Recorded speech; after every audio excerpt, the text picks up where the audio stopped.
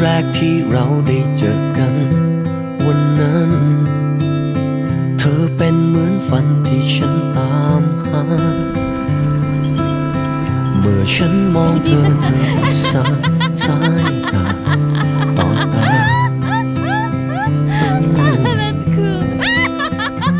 จากรอยยิ้มที่เธอส่งมาจากเวลาที่เราใกล้กันจับมือเธอไว้ข้างใจฉันแค่นาที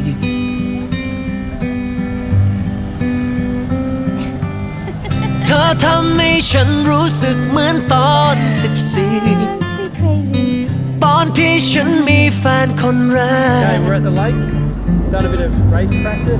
ลึกๆข้างในมันหวั่นมันไหวแปลกๆเธอรู้ไหมฉันเหมือน14อีกครั้ง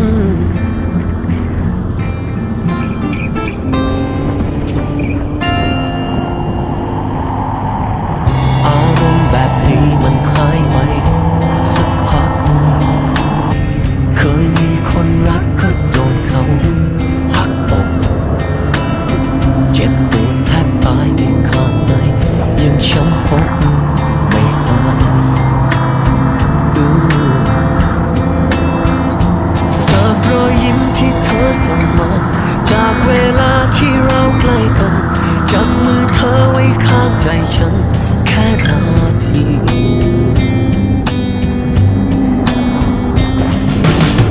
เธอทำให้ฉันรู้สึกเหมือนตอน14ตอนที่ฉันมีแฟนคนแรก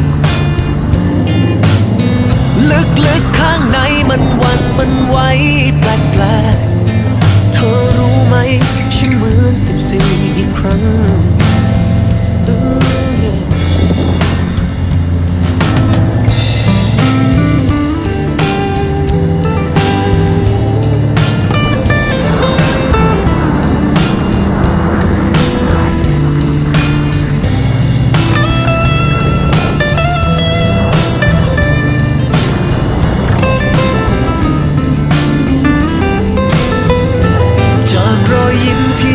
ส่งมาจากเวลาที่เราใกล้กันจับมือเธอไว้ข้างใจฉันแค่นาที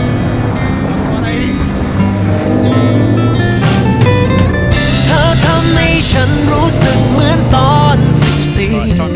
14ตอนที่ฉันมีแฟนคนแรกลึกๆข้างในมันหวั่นมันไหวแปลกๆเธอรู้ไหม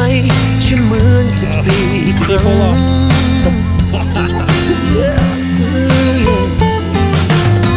เธอทำให้ฉันรู้สึกเหมือนตอน14ตอนที่ฉันมีแฟนคนแรกลึกๆข้างในมันหวั่นมันไหวแปลกๆเธอรู้ไหม